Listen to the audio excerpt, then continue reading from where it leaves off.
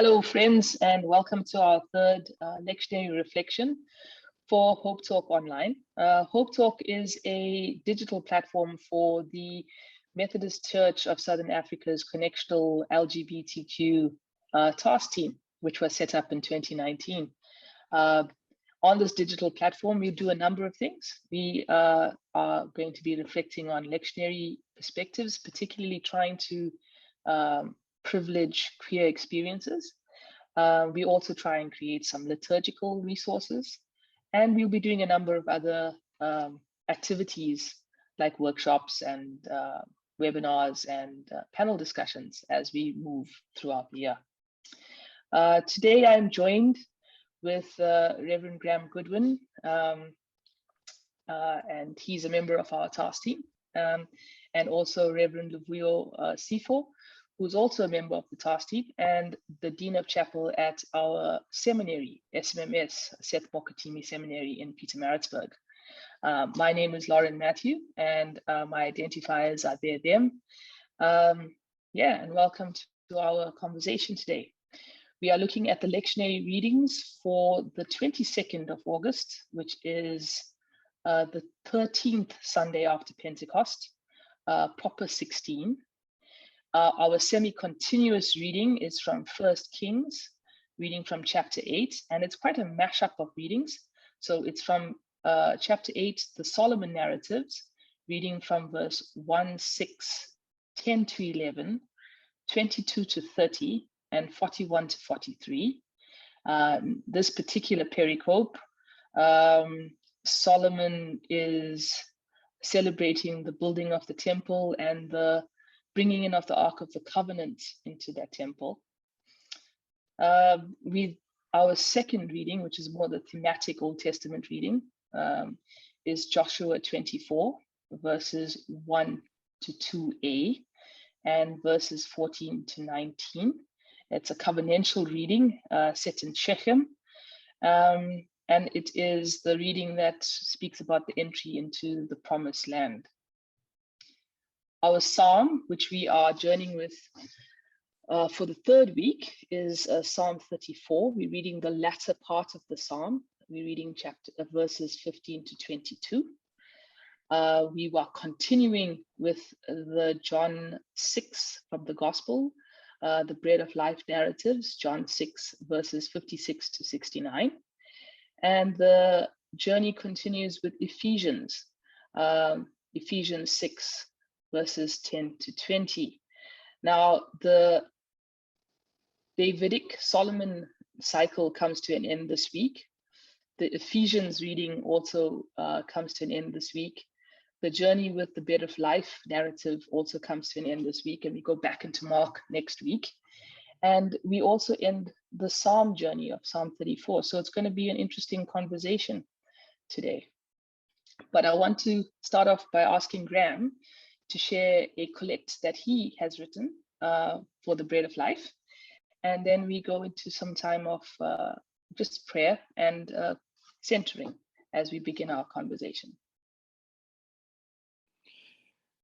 And so, friends, once again, welcome. As we just prepare to reflect on Scripture, we once again take a moment to be with our hearts as we seek to just bring together heart and mind as we attend to the words that we are going to reflect on the sacred pages. But we realize that these words intersect with our actual lives and our lived realities that we bring into this time together. So I'm just going to invite us just to slowly hear the psalm once again. And it is a psalm of hope, which may not be where we find ourselves today. It may be, and if it is, that's wonderful. If it's not, we have to then ask, what do these words mean for us in the reality that we do find ourselves? And so let us just hear the psalmist.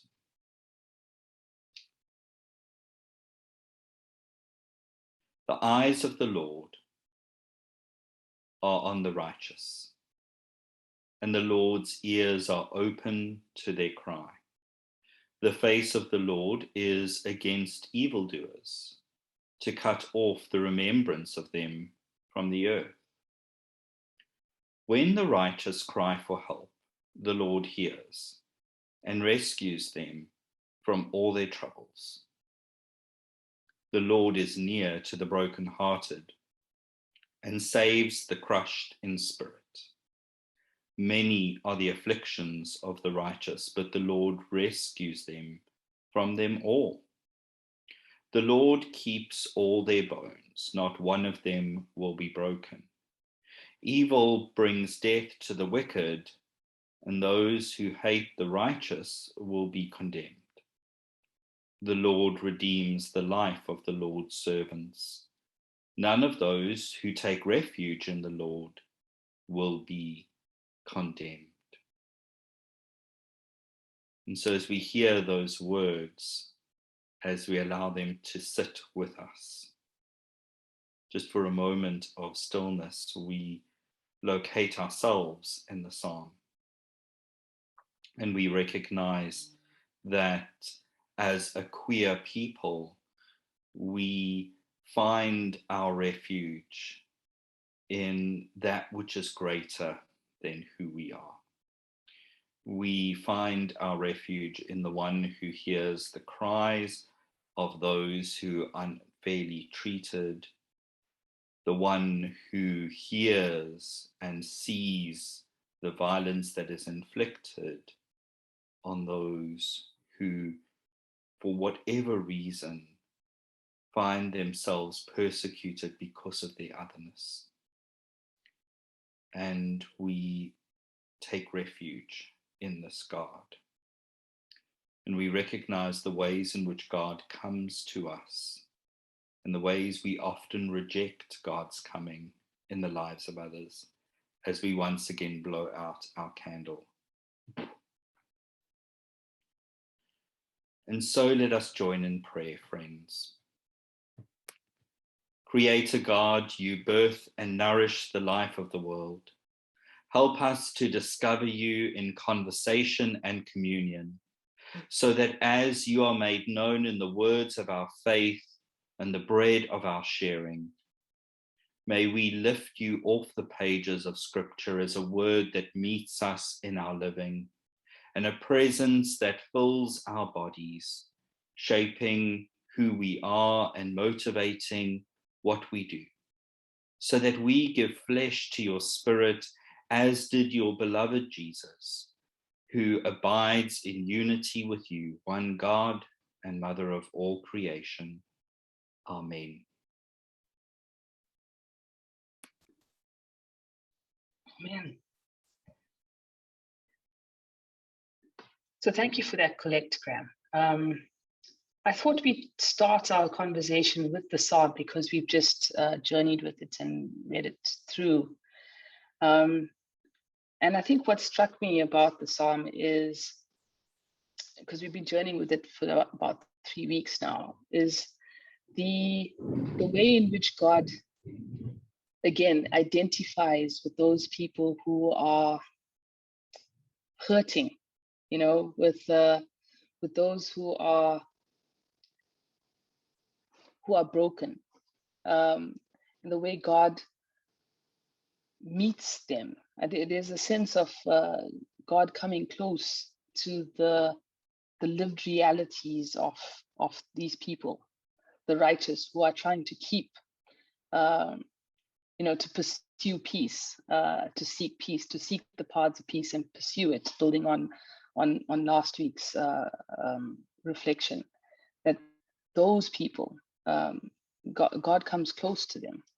And I think the thing that strikes me is that often in the journey of a lot of people, when you're trying to stand in the place of seeking relationship with the places that have hurt you and are hurting you, it's not that easy. Sometimes the bones do get broken and they get lost. And so I think the thing that strikes me from the psalm is is the picture, the hopefulness, the picture of hopefulness in the psalm, but how it doesn't often come from a lived reality where we feel that hopefulness sometimes, you know. I'm kind of struck by a song my gran used to sing when she was like really sad. It kind of goes like this: I sing because I'm happy, I sing because I'm glad. His eye is on the sparrow and I know he watches me, you know. And I still listen to her sing this, and I knew her struggles and her hurts and her questions. And I would often wonder, like, how is it that she still puts these words together? And how is it that she still holds this rhythm together? And I think for me, Psalm 34 kind of holds that paradox for me. You know, that here are these people who, I mean, although the psalm is typically assigned to David and his encounter with Abimelech, we know that a lot of editing and re-editing happens during the exilic period. So here are these people in the midst of this incredible exile, building on this tradition from the Davidic dynasty, and in the middle of their hopelessness, they are singing this. And yeah, it just strikes me. I don't know if you guys want to add anything further to that. Thank you, friends. Thank you, Lauren, for those thoughts. One cannot deny the fact that the words of the psalm, and particularly the area we have read, is overly optimistic. And one cannot deny that perhaps what is being painted by this by these words is not, as you have correctly pointed out, the reality of many people who feel treated otherwise. But I also have the view that in order to interpret it well enough, we shouldn't read the psalm in isolation from the rest of the Psalms, from the rest of the book of Psalms. Because in the book of Psalms, there are many, many moments of struggle. There's lamentation, there's crying out, there's desolation, there's pain that is verbalized. And so if we read this psalm in isolation to the experience that we see in the entire book of the Psalms, we might miss the point. And so it is important that at this point in time, we rejoice in this positivity and this hope that we see coming out, but do not forget that there are also areas and moments in the entire book where there's lamentation and there's pain. And so this gives us a picture of some of the responses, individualized as it may be from this little pericope, it shows some of the responses that those who are in relationship with God should show. You know, there must be hope, but there must be pain and expressed, and there must be lamentation expressed. And at this point in time, we really are soaked in the joyous spirit of hope, almost to the point of thinking that there can never be trouble, whereas the world is full of trouble. I don't know what someone else thinks. Thanks, Lavuyo. I think one of the things that just struck me as you were speaking was just an insight by Ellen Davis on the Psalms, who recognizes that there are two constants in the world of the psalmists: the persistence of trouble and the faithfulness of God. And the Psalms are really painting for us a picture of what life looks like living in the tension between the two, between the persistence of trouble and the faithfulness of God. And it's sometimes that looks like lament, And sometimes that looks like proclaiming hope in the face of everything that would otherwise deny our hope. And I think the other thing that just sits with me, having just heard that psalm slowly, was that although the psalmist says, their bones shall not be broken. What the psalmist doesn't say is that they won't be wounded, that they won't be bruised, that they won't be battered. And almost if we use that image, of course, remembering that the Psalms are, unlike other parts of Scripture, they're not revelatory in the sense of God sort of entering our reality. It's really the lifting up of our humanity to God. I think if we sit with the image, and we have to reflect back on our experiences of trouble, maybe the question sits with me, what is it in the wounding? What is it in the bruising that doesn't break me? There's something that is always retained through the fight, through the wrestle, through the struggle. There's something that doesn't break. There's something that is resilient in me. And what is that? And maybe the psalm invites me to hold on to that. So just for what it's worth, that thought. So my closing shot on this is that for me, this psalm is a resistance psalm. So it's a resistance against, firstly, the silencing of the realities of what it means to be hurt. I think the way in which the psalmist can talk about, sorry, I've got a thunderstorm happening here, so I don't know if you can hear it. But the way in which the psalmist can name the vulnerabilities, the brokenhearted, the broken bones, those images they don't come from nowhere. You have to have known those images in order to find language to put it down on paper. And the Psalms never stop naming the vulnerabilities, the hurt, the disappointment, the pain, the sense of aggrieved loss, and what it means to be marginalized and hurt and oppressed. But the naming is important.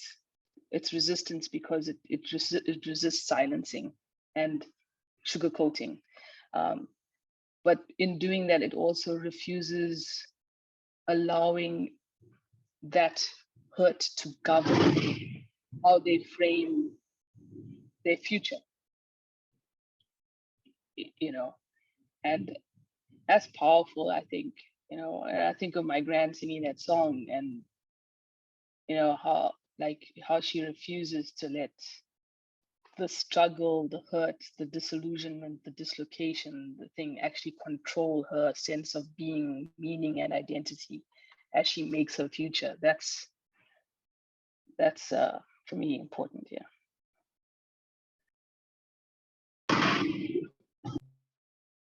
I like that thought, that sense that we are actually pulled by a vision of the future rather than simply reacting to our past.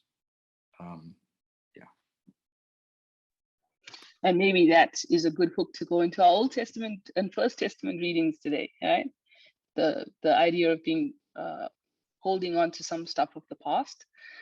So in our semi-continuous reading, we have been journeying with the story of David and the story of Solomon. And so this week, that story comes to some kind of conclusion as we see Solomon fulfilling David's dream of having a temple for the Ark of the Covenant, which symbolizes God's promise, God's presence, God's ability to come close to the people, and so David wanted to build some kind of shrine to hold this, and to hold this as a frame to show the people this is the God we are in relationship with. And Solomon is the one who fulfills it. Luvuyo, would you like to kick us off on that conversation while the thunder eases off on this side? Thank you. No, thank you, Lauren. If you allow me, indulge me, I will take a bird's eye view, perhaps, on all the readings that we have for this week. What comes out for me is a theme, if you like, of the nearness of God, as represented by the Ark of the Covenant, as represented by the cloud coming over the temple, as represented in John chapter 6 by Jesus's presence, and Jesus speaking those very unpalatable truths, but he is present on earth with the people, and as represented by the temple itself, that can be argued both ways, but the temple says something about God's presence. But also in Ephesians, as represented by the church community to which Paul is addressing himself. And we know that for many people and in many cultures, the idea of God being near is foreign. It's not, God is not supposed to be visible. God is supposed to be invisible. God is supposed to be unreachable. God is supposed to be distant. Certain songs like your Betty Midler's From a Distance, God is watching us. That's the idea that contemporary culture holds about God. Yet, the God in the First Kings reading, and as we have seen, as I have just attempted to demonstrate now, this God is present. This God is near, so near that we can touch him, so near that we can hear him speak to us, so near that we can relate to him. But also, what comes out for me is that the nearness of God is both attractive and repelling.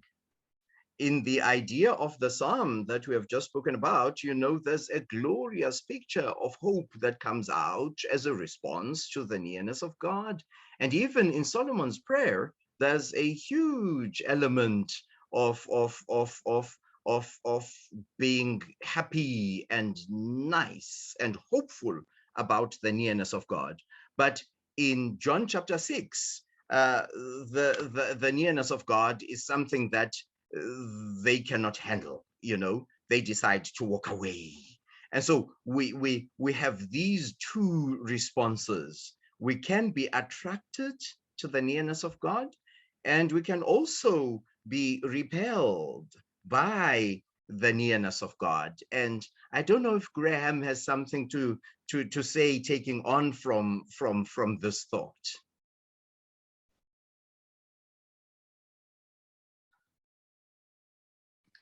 I think for me, the idea that God is near, and the idea that God shows up almost uncontrollably in our life and in our experience, is something that we see developing in the Israelite tradition, almost a desire of the Israelites to try and control this uncontrollable God. So we have this moment of the temple being built and consecrated. We have this moment of the Ark of the Covenant being brought to the temple, and it's a very powerful image. The God who's journeyed with the people wherever they are, represented by this Ark, is now brought to this sort of fixed point in Israelite life and worship. And of course, we have to remember that the temple was something that David tried to establish, and God had to almost say, without wanting to be flippant, say, whoa, no, this is not the deal. The deal is actually in the life of your lived reality, your family, your household. That's where I'm going to be made known. And of course, we can always say it probably wasn't made known so well in that, but that's where God sought to abide and to dwell in David's living legacy. And so here we have sort of the temple being built, and there's almost an attempt to sort of fix God in this moment. And of course, Jesus is then going to sort of blow that all out again. And I don't know if Lauren's got some thoughts on that one. So you put it far more politely than I was thinking. So I'm a critical, I would say a critical reader of the Solomon-David cycle. And I think for me, this particular cycle, or this section, although it's meant to be a very positive articulation of the Solomon monarchy, and it's supposed to have been the pinnacle moment that then symbolizes, Solomon's wisdom, the fact that he brought political stability, peace to the region, and it's kind of in the imperialistic, nationalistic story of Israel. It's told in the monuments that Solomon was able to build, right? So there's chapter 9, which is just after this, goes into great detail describing the glory of this brilliant building that Solomon builds. And chapter 8 for me is ironic, like in the song or the prayer that Solomon is giving to God in front of the people, he actually centers himself and David a lot in the story, right? In his words. And again, I can be told to be like overcritical about it, but it's almost as if he is telling God, listen, remember the promises, the covenant you made with David. So he's even changed the word, it was promises before this passage, and now it's become covenant that he's made with David, and even though he does know there is a touch of knowledge that, but will God indeed dwell on earth? Verse 27, even heaven and earth, the highest heaven cannot contain you, much less the house that I've built. So he's got this, like, he knows, like, even though he's framing himself and framing this place as so important, there is this, maybe not, and so for me, this moment of bringing the ark, which for me symbolizes God's fluidity in being with the people. It's like an incarnated, liminal, it morphs, it changes with the people, it moves with the people. It's very agile, it's slippery. It can't be fitted in. Instead, the people are fitted around God rather than God fitting into the people, if that makes sense. And here, the temple for me represents the commodifying of God, the bringing in of God, the commodifying of it, the creating of the templic cults, the control, the ins, the outs, the domesticating of God. I think you used that term, Lavuyo, earlier. The domesticating of God to fulfill imperialistic ambitions. And I think that's where it kind of slips out of Israel's control, and because they are supposed to embody the presence of God in their living, in how they relate to each other, to the earth, to the foreigner, to the people who are vulnerable. that's where God resides, in those relationships. And instead of, when we put God into a building and close that building off, it becomes part of our idea of self-importance. And, I think, taking your view there, Luvuyo, your bird's eye view, Jesus comes and breaks that building, questions that building's validity. And it's almost as if when Jesus claims to be the bread of life and the flesh, the word made flesh, it's like God is resuming God's fluidity, because you can't define bodies. You can't take a body and control it. You can't measure it and make this the ideal body. We have been trying to do that in our human history, but that's not how God works. God slips out of that, So that's where I think the Solomon story is for me. But it's a good link to start talking about the bread of life, maybe.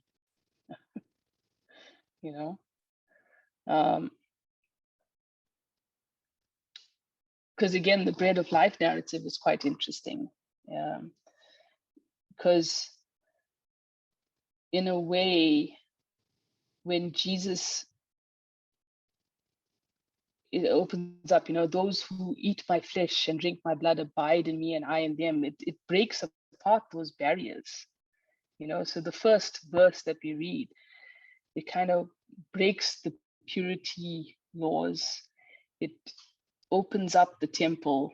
It shatters the concepts of putting God into a box, and suddenly God is running loose again in Jesus, and that's frightening and has many reactions to it, like you were saying, Luvuyo. I don't know what else do you. I think that in our discussion beforehand, I think Luvuyo had picked up on something that even before Jesus, there was this reminder that, God is going to surprise us, that God is going to encounter us in ways that we are not comfortable with. And I think, Luvuyo, you picked up on, even as the temple was established, there was that word about the foreigner. I don't know if you want to pick that up a bit. Indeed. That is so true, because we catch that in the prayer of Solomon, where he speaks of the foreigner who, when coming into the temple, God should hear his or her prayer, and God should respond. In essence, this is an idea already that is also foreign to the understanding of the Jew of the day, of the relationship that exists between God and the foreigner. And so the Jew of the day had othered all the other nations, had pushed them to the periphery, had less regard of them insofar as their standing in relationship with God. And the Israelite of the day thought that they were the only ones who had this, connection with God. Yet in this prayer, we hear Solomon saying, even foreigners, even the ones in the periphery, even the othered ones, even the not so regarded ones, Lord, when they come into this house, hear them and answer their prayer. And today we know of so many people who are othered in the house of faith, in the community of faith. Who are those people that are regarded as not beneficiaries of the promises of God? Who are those people that religion has intentionally looked at and regarded as less worthy to be heard and responded to by God. Who are those people that we have gone so much in writing laws and policies and, built our doctrine in order to isolate and exclude them? We love them. God loves everybody, but we will love them only so far. But then in Solomon's prayer, he says, even the foreigner, which is very, very interesting, because in the Ephesians passage, generally that letter is referred to Gentile Christians, those who would not have been regarded as participants in the things of God, and they are now part of this body. Could Solomon's prayer have been answered? I don't know. But there's a way in which, even in the Old Testament, the breaking down of walls, the destruction of these man-made boundaries that seem to want to build an image of a particular way of action of God, which is not what God usually shows himself as. And that's what Jesus does in John chapter 6. I think he wants to be intentional. He is intentional in annoying the hell out of them. He wants to say, what you have always known about God and what you have always perpetuated as your understanding of who God is actually not the reality. This is the reality.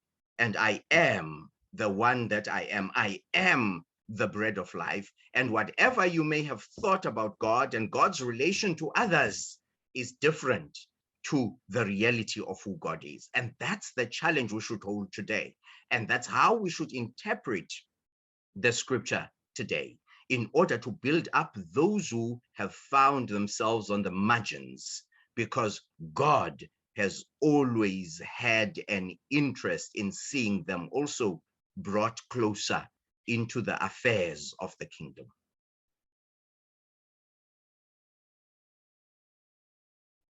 So the funny thing I picked up in the bread of life narrative is I get sometimes sidetracked around geography, So the conversation that Jesus has happens in the synagogue in Capernaum, right? And Capernaum is the place. It's in Hebrew. I think it's called the place of comfort, and also at the same time it can also be the place of saying sorry. So it's the place protected by being sorry, or the place of comfort, kaparnom, right? And so in a way, I was playing around with the images in my head. So the place of comfort, the place of the comforter, the Spirit of God, and how that spirit of radical love and radical hospitality that was demonstrated in the bread of life stories around the feeding of the people with the 2 fish and the loaves. That story of generosity and abundance that Jesus kind of sparked in the community, and what that then means in how we begin to recognize God in the intimacy of human relationship. That again, just like David had to understand that God coming close is not coming close in a temple, but God coming close in the relationships that we have with those that we other, particularly with those that our lifestyle choices make vulnerable. because in the end, it's a child's food that was fed to the people. And it was that food that became the metaphor for the bread of life narrative. And so in a way, the comforter is the one that breaks that whole monolithic sense of captivity in an idea. The one who comes close and breaks us out and breaks us forward. And it's also the, being sorry. The idea of repenting, like, I'm sorry for this moment of breakdown or collapse. I think that is also kind of there in the name Capernaum. But I think what struck me is that when Jesus places this in front of the disciples and in front of the people who have followed him to this place, the reaction is one of attraction and rejection. Just like we see in the Old Testament readings.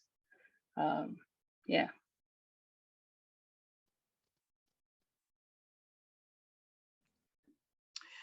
How are we supposed to respond to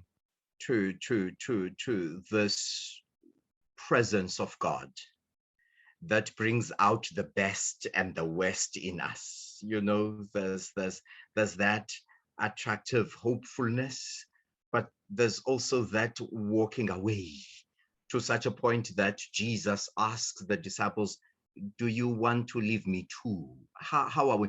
It looks like we have one of two choices. We have the choice of walking away and moving away, which the world in which we live in has almost always been characterized by just turning our backs and walking away, the giving up, the saying we cannot handle this. Or we can become people of faith. We can trust that God is still God, regardless of how God seeks to reveal God's self to us. We can also build communities which are characterized by the very important virtues that Paul mentions in the passage of Ephesians, truth, righteousness, faith, love, and the embodying of this salvation that we have so received and that we should continue to be nourished by. This salvation that transforms us into people who are welcoming of the other, because we have seen who God is. We have seen God for who God is.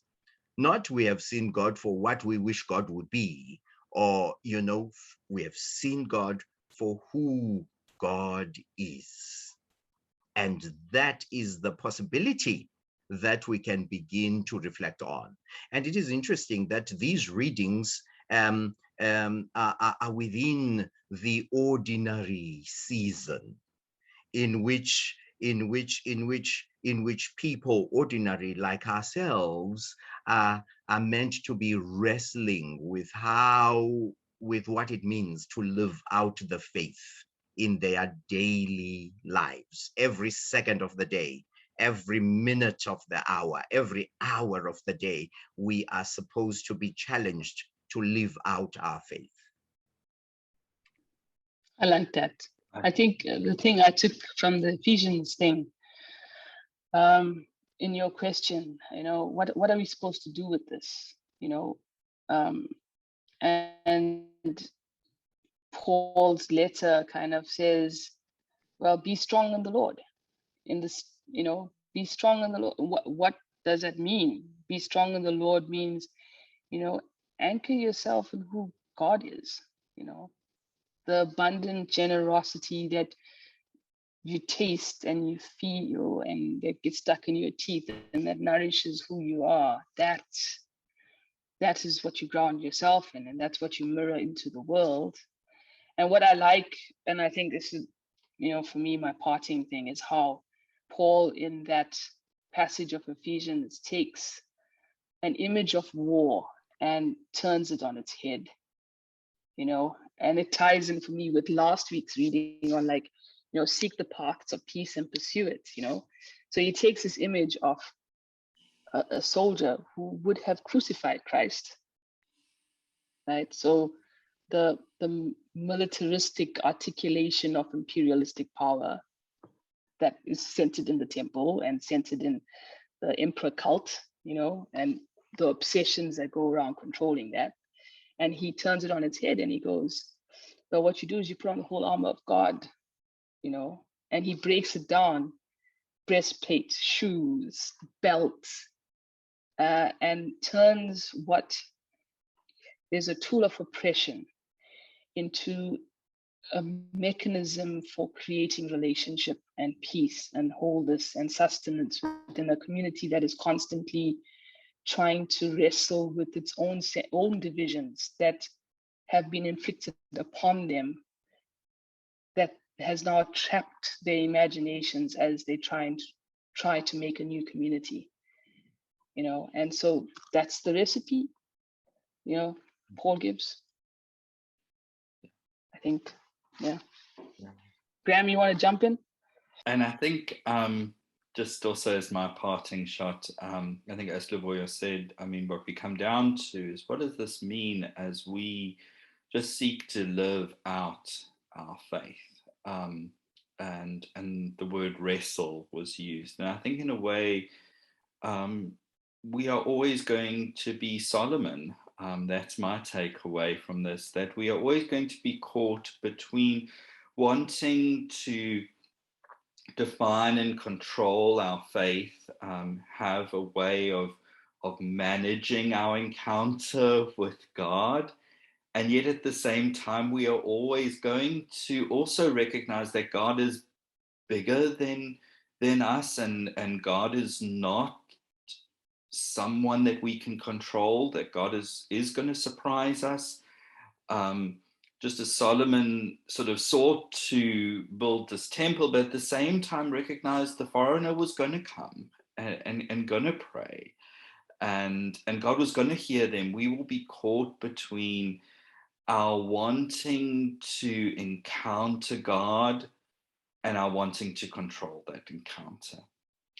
And I think the life of faith is the life of sitting through the moments of discomfort and waiting for the life-giving reality of what God is wanting to do to emerge. And I think that's what the 12 did.